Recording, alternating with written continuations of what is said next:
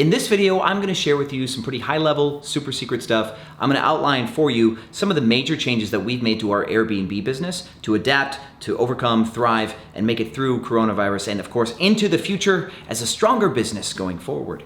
Now I'm teaching you this so that way you can learn kind of our critical thinking process for some of the harder solutions that we need to create. And that way maybe you can even steal a couple pages from my personal playbook if you wanna grow to 100 Airbnb properties.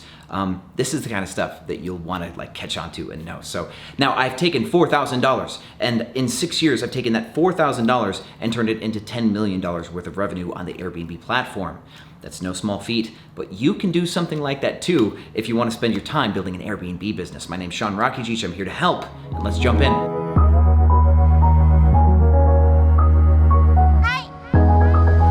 Welcome back, Airbnb family. So 2021 has been super fun so far. Obviously, you've seen a lot of stuff in the news lately. The housing market's going crazy. Texas is reopening, but a lot of businesses are still requiring masks because, of course, they can do so. So there's a lot of turmoil on either side of the fence, and the housing market and rental markets are, of course, they're obeying the volatility of the market as well, which creates a ton of opportunity for us in the rental arbitrage world. I've, of course, been talking about this a lot on YouTube, and I've been on Clubhouse a lot lately too, talking about how volatile real estate turns into profitable arbitrage.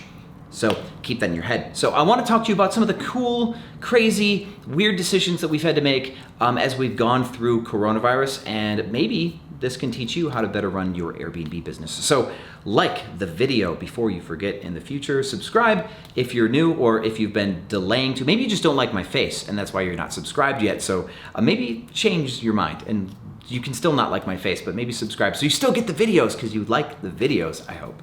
Now, of course, the jokes aside, let's jump in. For the last few years on YouTube, I've been building a very certain way.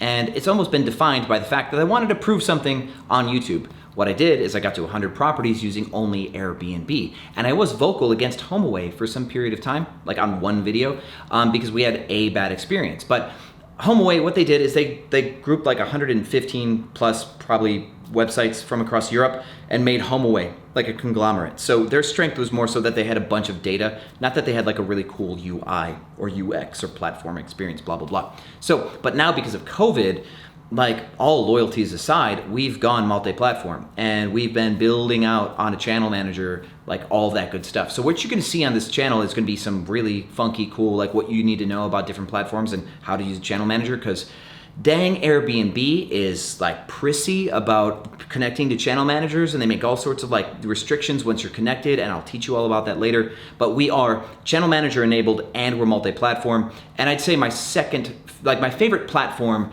that we've added is VRBO, hands down. And we'll do a video like gearing towards like why VRBO is different. You get a different type of customer. They book further in advance, for example. The way that they do their pricing is a little bit particular. In some ways good, some ways I wish they would copy Airbnb, but what can you do?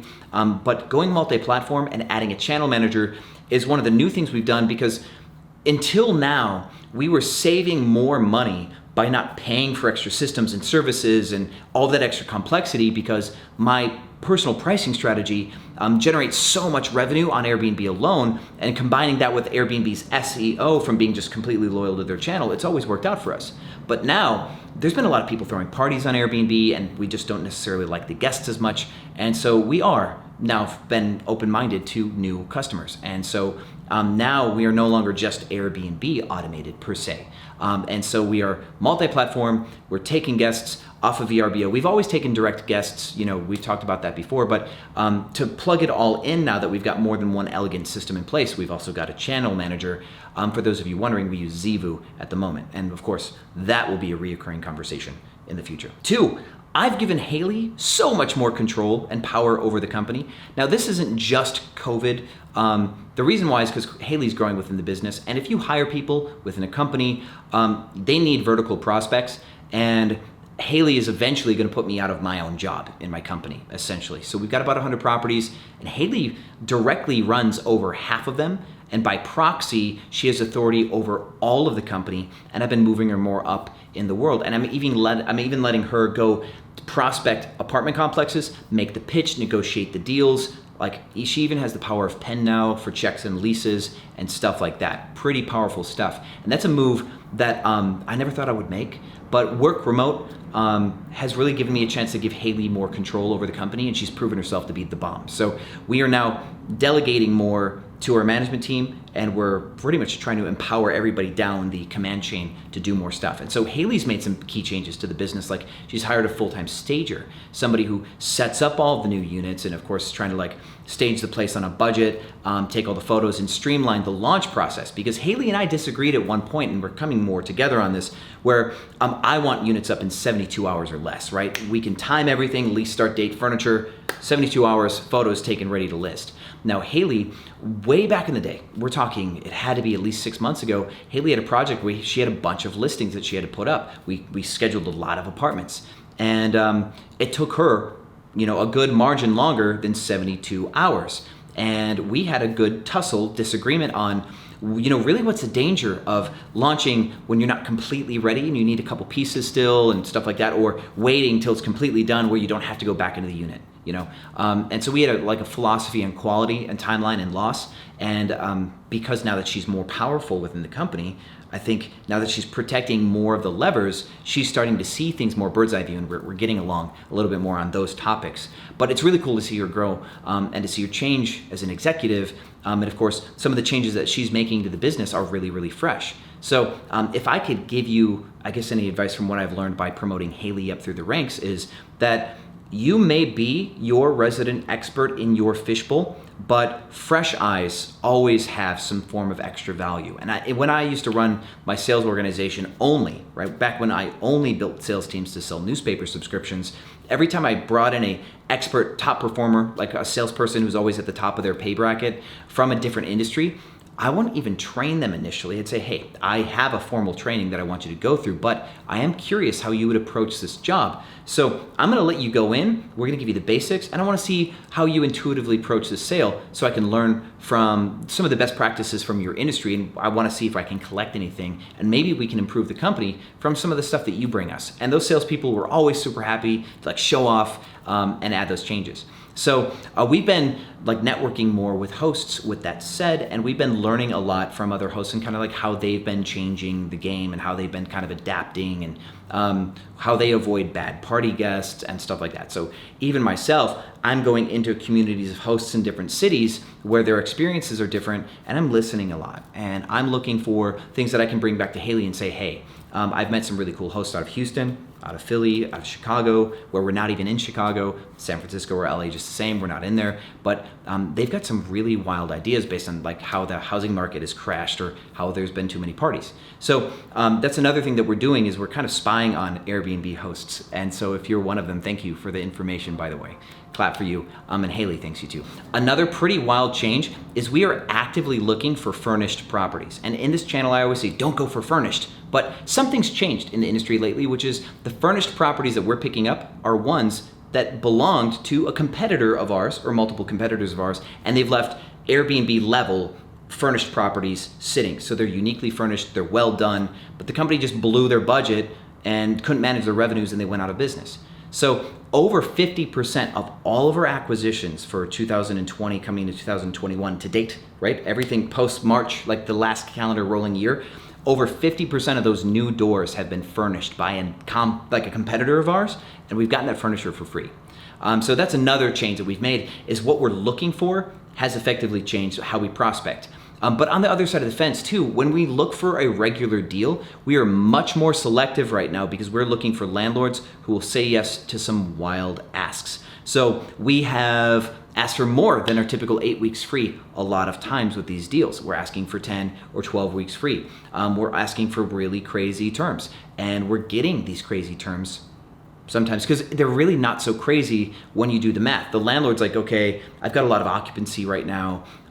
My city might not recover. There's an eviction ban until September 2021 on federally guaranteed loans now. That's a long time away. I don't want to have to go through dealing with problematic guests, so I'd rather rent to a business, and sure, I'll give them cool terms if they sign a 3-year long lease. And that's how I'm getting these deals done, so that the deal doesn't look crazy on the inside, but I can tell you on the outside, it's crazy, right? I can tell you on the outside that normally pre-COVID, we wouldn't be getting offered some of the deals that we're getting. And another thing we're doing is we're covering our tail legally with some lease language. We've actually put into some of our leases that said, hey, if there's another lockdown in the city, like X previous lockdown, and it causes us to lose revenue on our operations, and those revenues can't safely cover rent, we're gonna switch to a revenue share model where we give you 90% of the revenue and we keep 10%. So that way you as the landlord get the premium, but we never actually go negative on this lease and we never default on the lease because you always just get 90% and we keep 10 for menial crazy operating expenses and stuff like that. And they've been signing on that as well. So of course, after some wild experiment COVID, we've learned some ways to kind of grow as a business, which has been super cool. Other things you might have already seen is we've hired security guards to prevent parties, and we have party response systems in place combined with the minute noise systems. We have automated more with scheduled messages on Airbnb, which has been remarkably helpful. Of course, with Zivu, as we roll out all those extra features, we'll be doing cool things like that. We have our own check-in guides via Dropbox instead of using Airbnb's internal one, and that gives us a little bit more control. And of course, we're basically essentially planning for the complete total multi-platform rollout of our portfolio. So of course, switching to Dropbox for our check-in guides has been one of those things that we've made. We're using a Google Business phone line, and we can bounce if Haley's not available, the phone call comes to me or one of our assistants or somebody else. So we've been really putting a lot of different business processes in place, which has been super helpful as well. Also, I'm doing a lot of research now on some competition that's near to us. So I am doing way more research on corporate housing, and so those of you who are watching this video, some of you are in my course, and as you see in the course, we talk a lot about corporate housing, philosophically speaking, because it's what buildings understand. So for some of you who don't have the course, apartment complexes get what corporate housing is, and we like to talk about corporate housing to help them understand similarities, right? And that helps. So knowing corporate housing enough for your sale is important, but we are actually really looking at how corporate housing companies function, because I think falling back on corporate housing operations is a great way to save your Airbnb business in the event that there's another future problem. Switching our model to do more business prospecting is something that we're actually going to be adding. We're even going to be hiring a direct sales agent to sell corporate housing business to business. I'm currently doing the homework on that. By the way, if you're still watching this video, I'm going to clip in Haley because we're hiring for a role and Haley herself would like to tell you. So stay tuned, I'll be right back. Hey Airbnb family, it's Haley here. For those of you that don't know, I am the Director of Operations and Hospitality for Sean and his Airbnbs in the Dallas-Fort Worth area.